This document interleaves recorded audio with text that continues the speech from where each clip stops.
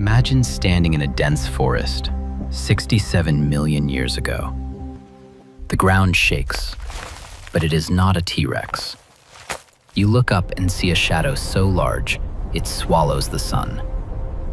Perched on a nearby ridge is a creature that looks like a living nightmare.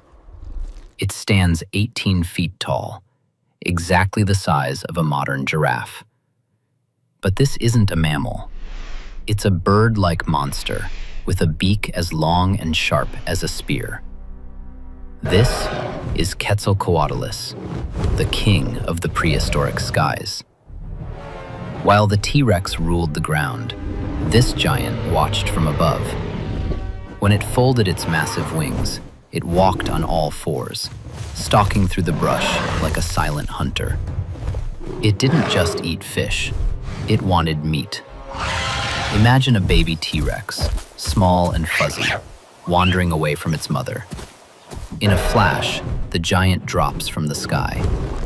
With one quick snap of its powerful neck, the baby predator becomes a snack. This sky stalker was so heavy, it had to vault itself into the air like an athlete just to fly. It was a time when even the most feared dinosaurs had to look up in terror. The sky wasn't safe. Nothing was.